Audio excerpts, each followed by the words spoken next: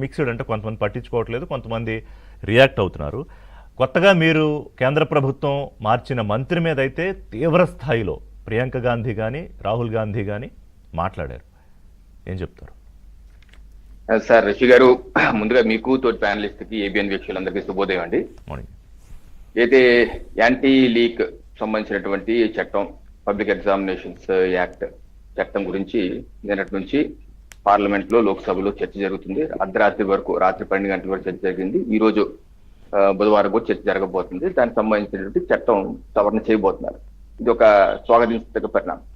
ఎందుకంటే సమస్యల పరిష్కారం చట్టసభల్లో ఉంటాయి కానీ చట్టాల కింద అయితే ఉండవు కదా, ఒకటి.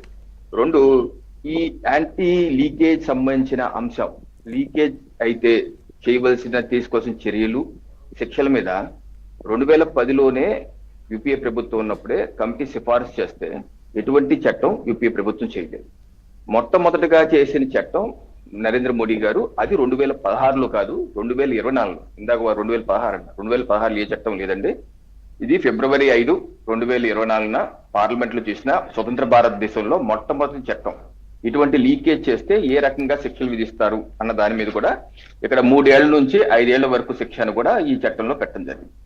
అయితే ఈ చట్టం చేసిన తర్వాతే, ఈ చట్టం ఫిబ్రవరిలో అయింది. చట్టం చేసిన తర్వాత వచ్చినటువంటి లీకేజ్, దాని మీద ఇప్పుడు లీకేజ్ అయిన అంశం మీద వాళ్ళు ఎవరైతే ఉపాధ్యాయులు, గురువులు ఎవరైతే ఉన్నారో ఆ గురువులు, పివి కులకర్ణి కావచ్చు, వీళ్ళందరూ పేపర్ సెట్ చేసిన వాళ్ళు ఈ చట్టం ఆధారంగానే ఈ రోజు జైల్లో ఉన్నారు, విచారణ ఎదుర్కొంటున్నారు. ఈ చట్టం సరిపోదు అనే వాదన, ఈ సరిపోదు దాని మీద నిన్నటి నుంచి మనం చూస్తున్నాం. ఏ రకంగా దాన్ని శిక్షలు పెంచే విధంగా 10 ఏళ్ల పాటు జైలు శిక్ష, లేదా 10 కోట్ల వరకు జరిమానా. ఇది మనం ట్రయల్ కూడా 5 మాసాల్లో పూర్తి చేసే విధంగా, ఛార్జ్ షీట్ 2 మాసాల్లో, 3 మాసాల్లో విచారణ పూర్తి అవ్వాలి. స్పెషల్ కోర్టులు కూడా ఏర్పాటు అయినాయి. ఆల్రెడీ అప్పీల్ చేసుకుంటే కూడా దానికి కూడా 3 మాసాల టైం లిమిట్, అంటే 8 మాసాలు ఇది క్లోజ్ అయిపోయే విధంగా బలిష్టమైన చట్టం తీసుకొస్తున్నారు. కొంతమంది సభ్యులు సవరణలు లేకపోతే చెప్తున్నారు, దాన్ని బట్టి ఏం చేస్తారు చూద్దాం. అదొక అంశం. రెండో అంశం ప్రహ్లాద్ జోషి గారు.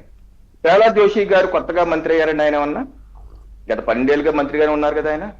మరి ఆ 12 ఏళ్ళుగా లేని ఇబ్బంది ఇప్పుడే వచ్చేసింది అంటే రాహుల్ గాంధీ గారికి. రేపిస్టుల మద్దతు తెలియజేస్తే మరి ఆ రోజు ఎందుకు చెప్పలేదు, ఈ రోజు ఎందుకు చెప్తున్నారు? రోడ్డు మీద ఏదన్నా మాట్లాడచ్చు, అది పార్లమెంట్ లో మాట్లాడటానికి ఆధారాలు ఉండాలి. పార్లమెంట్ లో రికార్డ్ అయిన వెర్షన్ లో మాట్లాడారు ప్రియాంక గాంధీ. రేపిస్ట్స్ అనే వర్డ్ ఆవిడ పార్లమెంట్ లో యూజ్ చేశారు. అది ఆవిడ యూజ్ చేశారు కాబట్టి వెంటనే లేచి ఆధారాలు చూపించమన్నారు. చూపించలేదు కాబట్టి ఆ రికార్డుల నుంచి ఆ మాటలు తొలగించారు. పార్లమెంట్ లో చెల్లదండి, రికార్డులు చూపించాలి. రేపు బహుశా రాహుల్ గాంధీ గారి మీద పరువు నష్టం దావా వేయచ్చు. ఇటువంటి అనేకమైన విషయాలు నరేంద్ర మోడీ గారిని అనేకమైన తిప్పిపోశారు. ఆయన అనేక కేసులేని, అనేక సార్లు ఆయన కోర్టుకు కూడా వచ్చి రాహుల్ గాంధీ గారి క్షమాపణలు కూడా చెప్పుకున్నారు. ఆయన కొత్త ఏం కాదు, క్షమాపణలు చెప్ప ఒక లిస్టే ఉంది ఆయన దగ్గర. అదొకటి. అండ్ ధర్మేంద్ర ప్రధాన్ గారికి రాజీనామా చేసిన తర్వాత పార్లమెంట్ ఆవరణలో సన్మానాలు చేశారేంటి?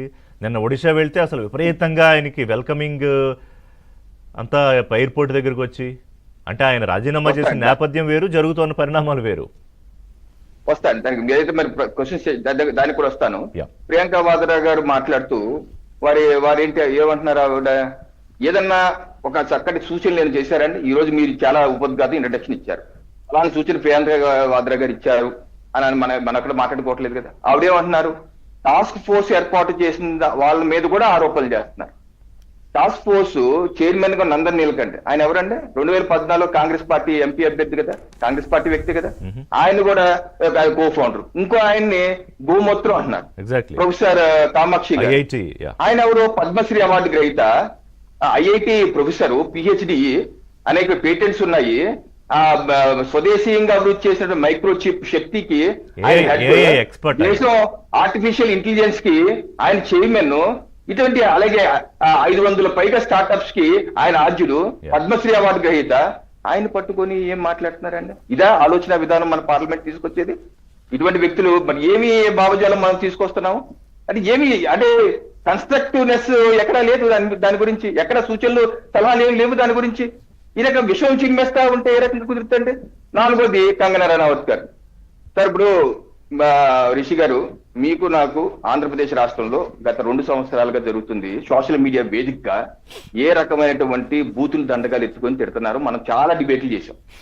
ఇటు రీసెంట్ గా ప్రశ్న జోసెఫ్ రావ్ అనే విషయంలో ఆయన ఏమన్నారంటే, డిప్యూటీ సీఎం గారిని నోట్లు అంతే అన్నాడు. అంతే, ప్రజలకి ఆవేశాలు కట్టలు తెంచుకుంది కానీ చంద్రబాబు నాయుడు గారిని ఏ రకంగా తిట్టారు, పవన్ కళ్యాణ్ గారి పిల్లల్ని ఏ రకంగా తిట్టారు. అదే కాదు షర్మిలారెడ్డి గారిని వల్ల రవీందర్ రెడ్డి ఏ రకమైన ఆరోపణలు చేశారండి, లేకపోతే భారతిరెడ్డి గారిని టీడీపీ సోషల్ మీడియా కార్యకర్త ఏ రకంగా చేస్తే ప్రభుత్వం అతని మీద కూడా చర్య చేసి జైల్లో పెట్టిందా లేదా? సోషల్ మీడియాలో ఉన్నటువంటి బూతుల పర్వానికి కట్టడి చేయడానికి టాస్క్ ఫోర్స్ రాష్ట్రంలో ఏర్పాటు చేస్తున్నావా లేదా? మనం అది మాట్లాడుతాం దాని గురించి. మరి ఇదే ప్రధానమంత్రి నరేంద్ర మోడీ గారిని అమ్మనా బూతులు తిడుతూ వాళ్ళ అమ్మని దూషిస్తూ మాట్లాడుతుంటే వాళ్ళందరినీ ఏ రకంగా సభ్య సమాజం క్షమిస్తారండి? విద్యార్థులు తప్పనిసరిగా ఎవరైనా సరే ఉద్యమించవచ్చు, లేపచ్చు, ప్రశ్నలు అడగచ్చు. బాధ్యతలు, హక్కులతో పాటు బాధ్యతలు కూడా ఉంటాయి. ఈ రోజు ఆ ఉద్యమంలో నేను చూపిస్తున్న list, Delhi police registration list, మన సుప్రీంకోర్టు కూడా సబ్మిట్ చేసిన లిస్టు. 2873 మంది క్రిమినల్ రికార్డు ఉన్న వాళ్ళు దానిలో పాల్గొన్నారు. ఇది పూర్తి లిస్టు సుప్రీంకోర్టు ఇచ్చారు. దీనిలో మర్డర్ కేసులు ఎదుర్కొన్న వాళ్ళు 101 మంది ఉన్నారు.